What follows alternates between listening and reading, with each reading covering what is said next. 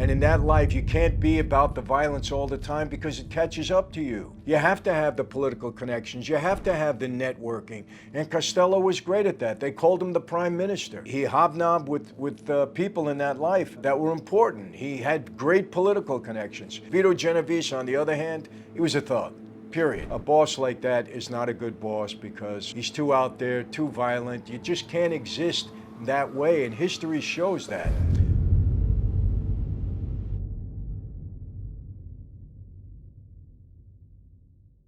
Hey everyone, welcome to another Sit Down with Michael Franzese. Hope everybody is doing well. All is very good, very blessed on this end. As always, my friends, I give all the praise, honor, glory, and thanksgiving to our God for that. Hope everybody's doing well. Well, today I have two movies to review. We only have trailers for both of them, but I think they're mob genre movies. I know you love to see them, and I know you like to hear my perspective on both movies. So we're going to do them both. And listen, one of them, or actually both of them, Robert De Niro is involved in. Now, one you know about already. Another is a new one coming out. And people, I understand the backlash right now with Robert De Niro. Many of you are upset with him because of remarks that he made towards people that were voting for Trump. We know he's totally anti-Trump. I don't know why. I have no idea. You know, it sounds personal to me, but maybe there's a reason, who knows. But he's received a lot of backlash lately, as we know. The studios have actually fired him, I would say, from a couple of projects that he was on. But this particular movie that he's in, it's called Alto Knights, was already produced, it was already filmed and shot, obviously, and it comes out in March. And I want to talk about it because it's interesting. Two characters that I'm sure many of you who follow me and are into the mob genre, you know it quite well. It's both Vito Genovese and Frank Costello. So I want to talk about that. And listen, the movie trailer is racking up views on YouTube. So a lot of people might be, you know, not too happy with De Niro at this point, but they certainly are interested in this movie. And from the trailer, it looks pretty dynamic to me, I'm going to be honest with you. So try to put your emotions aside. If you don't want to go see the movie, don't see it. I'm just going to give you my thoughts on it, what I've seen on the trailer so far. I'm going to talk about the two characters that I'm pretty familiar with, Vito Genovese and Frank Costello. So we'll do that. First movie I'm going to review is, I'm excited to review it. It's with my dear friend Chazz Palminteri. Bronx Tale. Now, let me explain. It's not the movie The Bronx Tale that many of you have probably seen. One of my favorite mob movies. You know why that movie was so great for me? Because there were redeeming characters, and it was somewhat of a good lesson. There were many good lessons in that film. Chazz, I believe, played the role of the mob guy, Sonny, brilliantly. I thought it was his best, you know, of many good performances. I thought it was really his best. I thought at the time maybe, you know, he tailored that character to look like my dad. I don't know. That's what I thought when I first saw the movie.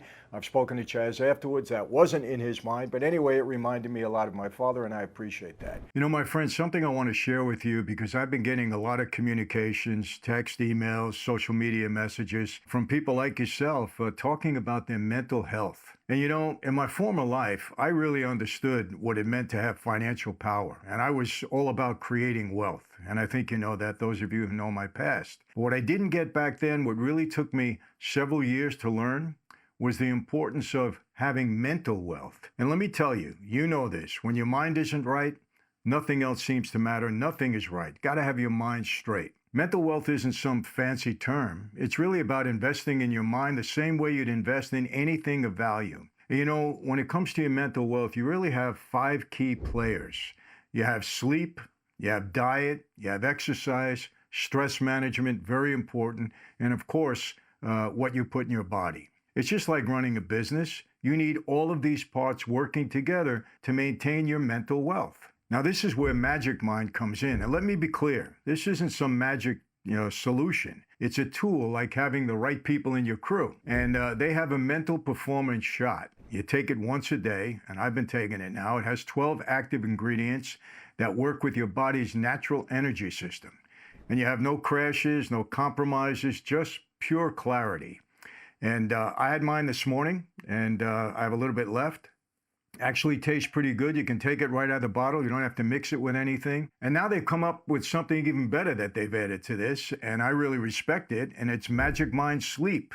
Now together, both of these items, it's like having security for your mind. I've been using both for the past week, and believe me, I'll tell you this, I feel the difference. I really do. And my sleep quality, better. I used to wake up maybe twice a night. Now I'm sleeping through the night. You can't put a price on that, especially when you get a little bit older. You know, it's important. So here's the deal. They're offering, for the first time, you can get both products together at 45% off. Just go to the link, and people, take it from me, from someone who knows. In 2025, building your mental wealth, it isn't an option anymore.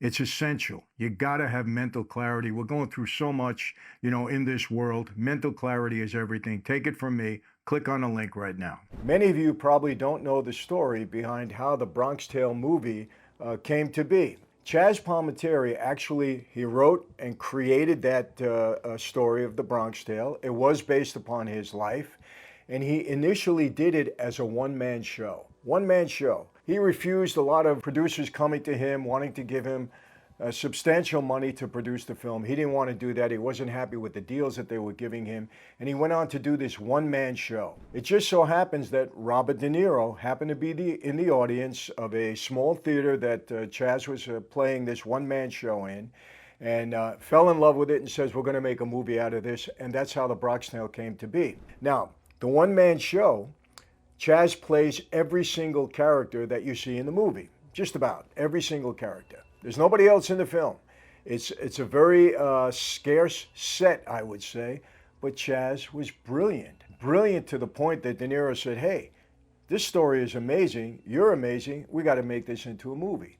And De Niro then agreed to have Chazz play the mob guy. De Niro directed it. You know, he played the father of little Cologio.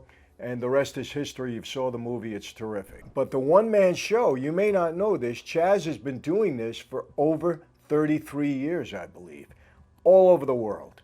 And it's brilliant. And audiences love it. They love Chazz's performance. I've seen it twice myself.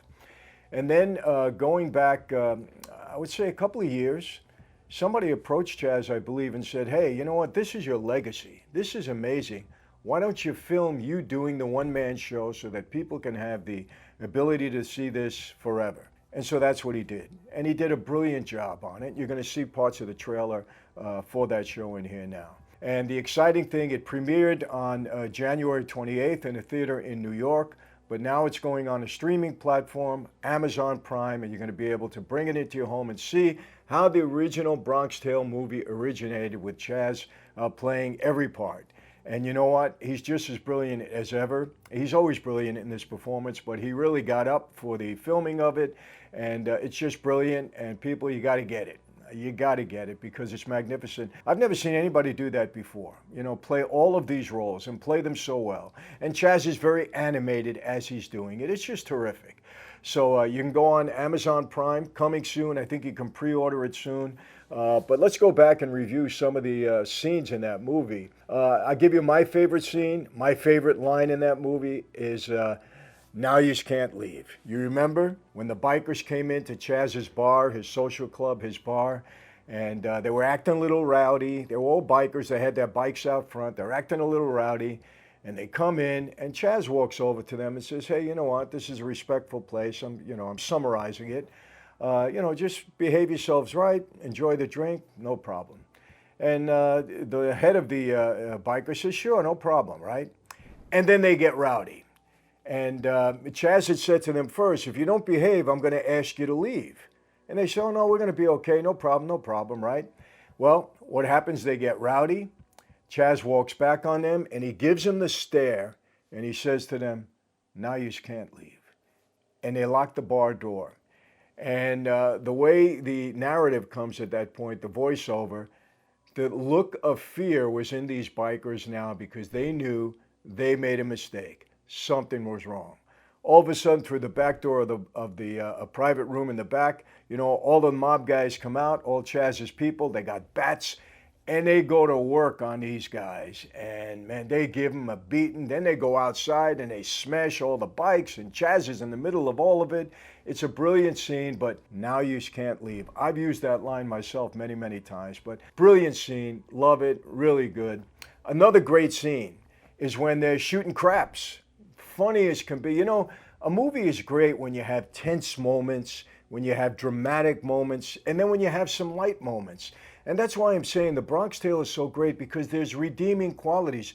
There's redeeming qualities in Chazz, the mob guy, and Sonny. No question. He really loves Cologio. He wants to take him in as his own son. Of course, Robert De Niro, who plays Cologio's father, didn't like that. But he really loved this guy, and you know, he gets killed in the end. You know that, Sonny does. And we feel for him. We really do. Because we see he was a good guy. Some of the lines in there were terrific. You know, let me get to this scene. You know, they're all shooting craps, him and all of his guys, and Cologio is shooting the dice. You know, he's making a 7 or 11, or he's not making it, whatever, you know, the throw called for at that point. And Sonny's standing right next to him. He's got his shirt sleeves rolled up. And what does he say, you know, when he sees some of the guys there that he knew were bad luck? He says, hey, put him in the bathroom. One of his guys take them, the big fat guy, remember the big fat guy? And they put him in the bathroom. And throughout this scene, everybody that Chazz thinks is going to jinx the dice throw from Cologio, hey, put him in the bathroom. I love when Coffee Cake, there was a character in there, Coffee Cake, because his face is all, you know, pockmarked and messed up. Chazz goes, I don't want that ugly face looking at those dice. Put him in the bathroom. And he puts him in the bathroom. And then the other guy, the big guy, you know, stop breathing on me, Chazz says. Stop breathing on me. Put him in the bathroom. And he's like, you know, 350, 400 pounds. And they put him all, they're stuffed into the bathroom. It's just a great scene. And Cologio keeps hitting with the dice. It's a great scene. And you got to see how Chazz does this as a one-man show. It's unbelievable. You know, another great line in that movie is when Sonny is mentoring little Cologio. And little Cologio says, is it better to be loved or to be feared?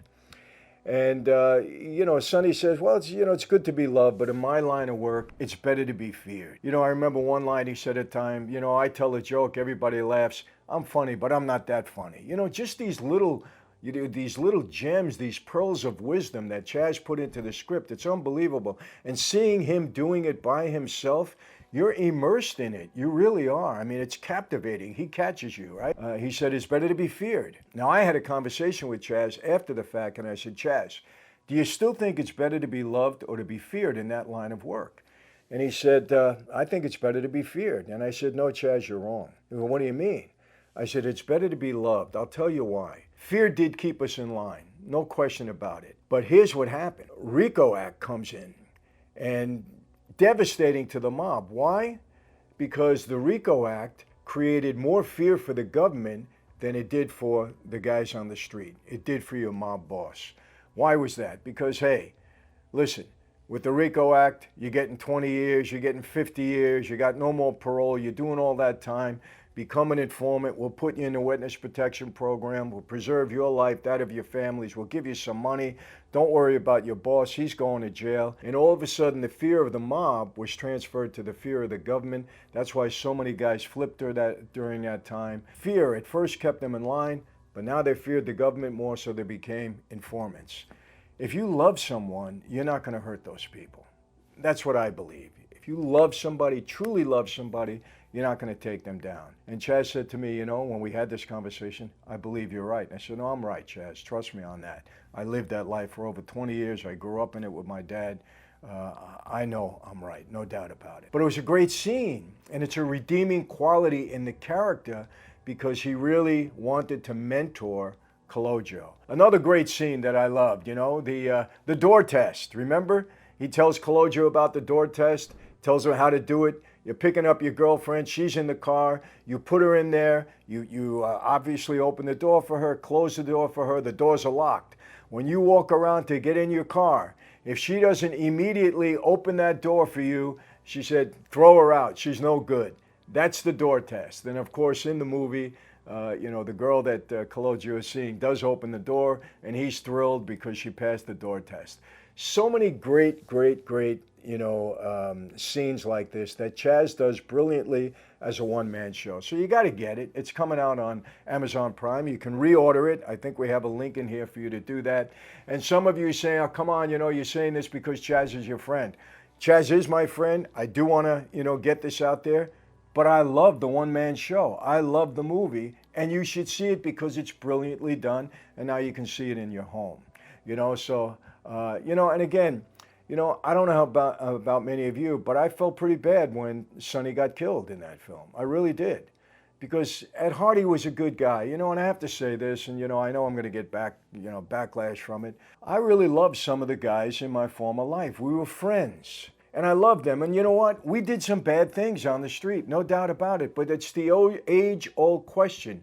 Why do good people do bad things? I'm not justifying it. I'm just giving an example here. I'm giving you something to think about. We all took an oath in that life.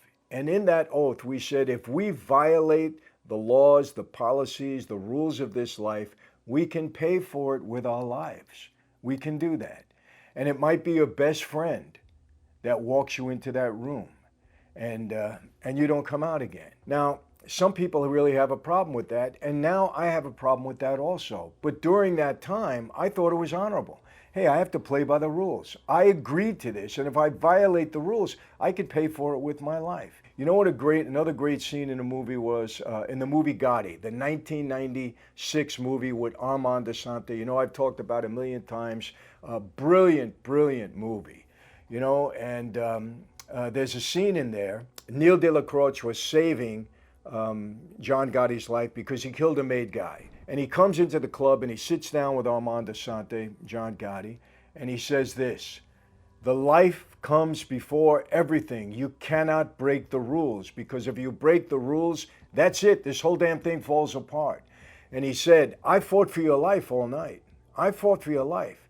But if the boss had said, you got to die, you got to go, then I would have came here with these 2 zips and you would go, because the rules about the life are everything. The old timers really believed that. And I believed that for a time myself, until I came to a realization that this is not the life for me. I got to leave it because I'm going to destroy my family. But a lot of guys really believed in that. So if you violated the rules, well, you're going to pay for it, because that's what we agreed to. That's the oath that we took. So some of you may say, come on, Mike. And I agree with you now. But back then, it was different. And let me tell you something, people. We didn't go around randomly killing people on the street. We didn't do that. Did it happen? Were there circumstances where it did? Is it okay? No, it's not. But we didn't do that. We mostly hurt our own. And that's the truth. And I'm not justifying it, so don't come back at me. Remember, I left the life. Remember, I've spoken out against the life. But I have to tell you, there were some good people in that life that did bad things. And in the movie The Bronx Tale, I thought Sonny at heart might have been a good guy. He took the oath, he stood by it. As a result, he did some bad things. You know what? Sometimes it's tough to judge a person's heart, And that's why we have a merciful God that will forgive us if we repent our sins. And of course, as I believe, as a Christian, turn to Jesus Christ. Anyway, that's it. That's all I'm going to sum up on this movie. So, A Bronx Tale, Chazz Palminteri, the one-man show. Go to the link. You're not going to be disappointed. If you are, come and tell me. But I know you're going to love it. I absolutely know you're going to love it. And I'm thrilled. I was one of the guys that encouraged him. Do this film. Get it out there. This is your legacy, Chazz. You've been doing it for over 30 years. You became pretty much a star over The Bronx Tale because your performance was brilliant. So please put it out there. And of course, he had made up his mind to do it, but I certainly encouraged him to do it. And the result is terrific. So, A Bronx Tale, go to the website, pre-order it now. And that's an offer you shouldn't refuse. All right, let's switch gears. Alto Knights. I saw the trailer. The trailer is very exciting. Like De Niro, don't like De Niro. Very exciting. And he plays 2 characters. He plays Vito Genovese and he plays Frank Costello. And from what I saw in the trailer, brilliantly done. And listen, De Niro's played a lot of different roles in his life. He's a brilliant actor. Come on. No matter what the backlash is now, he's a brilliant actor. For the first time I saw him, he was brilliant. As a mob character, he's brilliant. Let's face it. He's done so many. He played Jimmy Burke in Goodfellas. He played, Rothstein in Casino, and on and on and on. He was great in The Irishman. I'm telling you now, Sheeran did not kill Jimmy Hoffa. I'm telling you that. But he was brilliant in the role. So you got to give him credit. He's also pretty good in comedy. I mean, the Fockers, Meet the Fockers. He was great in that, in 1 and 2. I think the third one they got off a little bit. But so you got to give him that. He's a brilliant actor. So let's just talk about him and his performance. Let's stay away from the politics. If you don't want to see the movie, don't see it. I'm just going to review the trailer and what I saw and talk about those two characters. You know, historical characters. Vito Genovese was a huge, huge character in that life. I think, you know, we all know the story with him. Frank Costello, I've said this many times. If I had a pattern somebody to be the perfect mob boss, it would be Frank Costello. Joe Colombo in a way, Frank Costello too. Why? Because they were business guys. They understood. They had political connections. They knew how to work both sides. They weren't all about the violence all the time. And in that life, you can't be about the violence all the time because it catches up to you. You have to have the political connections. You have to have the networking. And Costello was great at that. They called him the prime minister. You know, he hobnobbed with people in that life that were important. He had great political connections, extremely important. So he was a character that, if you want to get the great mob guy, what you should be to be able to work both sides of the street, that's Frank Costello. I think Joe Colombo was the same way in that regard. Joe Colombo knew how to get around people. He was a business guy, and yet he knew how to handle the street. And that's what it's all about. Vito Genovese, on the other hand, he was a thug, period. You know, he got busted for drugs. He was a thug. And that's portrayed well in the trailer. No question about it. So, you know, it's a great story. I think you know what happened initially. Lucky Luciano went off to prison, and he left Frank Costello as the acting boss. Vito Genovese resented that. He didn't want Costello to be the boss. I thought in the trailer he said that he promoted Costello to be the boss. I don't know if that's a fact or not. I know there was a lot of envy and jealousy there. And I think what happened when Vito went to jail for a while, then he got out, and then he wanted to take Costello's place. You know that there was an assassination attempt. The Chin, Gigante, shot Costello in an elevator, shot him in the head, but grazed his head. Chin didn't stay around to see it. Costello did go down, but only grazed the side of his temple. And so he lived, but after that he retired and went off and lived the rest of his life and lived successfully. They didn't prosecute him. They didn't put him in jail. Costello, you know, he was a good gangster in that regard. He was a successful gangster in that regard, and he was right to walk away because there would have been a war. There's no question about it. Genovese wasn't going to let him live there. You know, Vito took over the family, and look what happened. Was he a good boss? No, he wasn't. You know, a boss like that is not a good boss because he's too out there, too violent. You just can't exist that way, and history shows that. But the trailer looks great, I have to tell you. And you know, something recently came out with the JFK files, and I don't know if you know this, people, but Joseph Kennedy was a bootlegger, and he was deeply involved with Frank Costello. They try to downplay it. They say it's not true. It absolutely was true. As a matter of fact, Costello wanted to, at one point in time, was going to put a hit out on Joseph Kennedy. I'm not going to get into all of that. That's sidetracking. Maybe we'll do it at another time. As a matter of fact, I think I did speak about it a little bit on the Piers Morgan show that I did. You could probably see it. It's on YouTube right now, about the JFK files. And I 100% know and believe that JFK assassination, the mob was involved in that. I'm not going to get into it now. I explained it on the Piers Morgan show, and I've done videos about it. And we'll probably do another one whenever these files are released, these classified documents. I still believe that if it's an honest and accurate, if these documents, these classified documents are honest and accurate, and I'm not getting off base because this may come out in the movie. We haven't seen the movie, I don't know. But I think it might come out because it's following Costello's life to a degree. If they're accurate, they are going to show mob involvement. Why? Because Jack Ruby was mobbed up. He was close to the people in Chicago. He was close to Joseph Campisi, who was with the New Orleans crew. You know, he ran the mob's operation in Dallas, and Ruby was attached to him, no question about it. He has a long history of mob involvement. And if those classified documents say anything but that, then you can throw all the documents away. Then they're all nonsense. Because the government never wants to let the world know that a sitting president was somehow implicated with the mob, whether it be through his father, whether it be through promises that he didn't keep, and that the mob somehow aided in the assassination, whether it be in the assassination itself or in the cover-up of the assassination, because I believe, the government was behind JFK's assassination, and they used the mob to help them out in certain ways. They got rid of Oswald. Jack Ruby was the one that was designated to do that. If you know the story behind Ruby, how did he get into that police station that night? Because he had contacts. He was paying off the cops. Absolutely. We can get into it. Maybe they'll get into it in the movie. I hope they do. The timing would be perfect for releasing these docs. Vito Genovese, he was just a thug. You know that. He wasn't a good boss. But look, I am encouraging you to see the movie. If you're into the mob genre, you got to see it. Just put your hatred aside for De Niro. It doesn't matter. He got paid already for it. You're not hurting him in any way. You're not helping him in any way. If the movie does well, then maybe Hollywood will take a second look at De Niro. But I don't know, because the backlash against him was pretty rough. For the comments that he made, not so much about Trump. Listen, you don't like a candidate, you're free to talk about that candidate. It's when you start knocking the people that voted for that candidate that it gets rough. And I think in all due respect, I think De Niro made his mistake there. Probably realizing it right now. But let's see what happens. But I encourage you, watch the trailer. We're showing excerpts of it here. And I would encourage you to go see the movie. I'm going to see the movie. I'll tell you right now.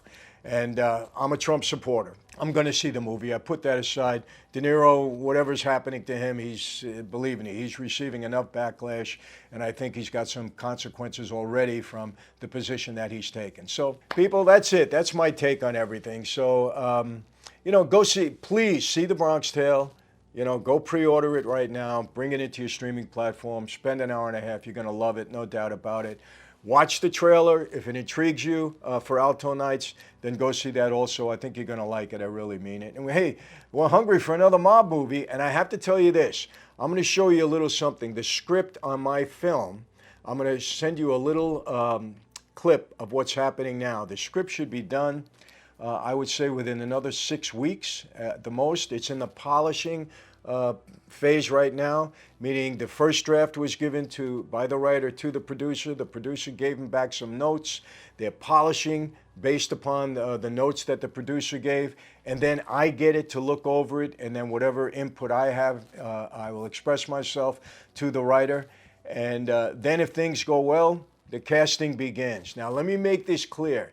It's very difficult to get a movie to the screen until it's actually casted and the cameras start rolling. I'm not guaranteeing everything, but I will tell you this. I think I'm in very good hands, and I think this is going to go the distance, and we'll see what happens. But I'm going to show you a little clip of that also so you see the process. Writing a script, a screenplay, not easy. It takes a lot of time. But those people out there that have mastered that, we come up with good scripts, and I think Alto Knights is going to be great. A Bronx Tale, we already know it's great. One-man show, even better. You got to watch it. And I'll show you some excerpts of where my screenplay is at right now. And again, we'll see what happens. My friends, that's it for today. How do I always leave you? Same way, never going to change. Be safe. Country's getting a lot safer. In the first several days, all of these criminal migrants are being thrown out of the country. They're being deported. Our neighborhoods are going to be safer. Come on. Whether you like Trump or not, you got to appreciate what he's doing. These people do not belong here. They're here illegally, and they're committing more crimes, some devastating crimes, fatal crimes, and they need to go. And let them go. Great. So the neighborhoods will be safer. So be safe. Be healthy. Let's see if RFK, if he's going to do the job, if he gets confirmed.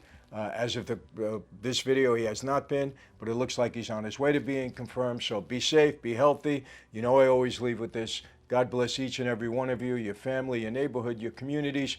God bless America. I'll see you next time. Take care.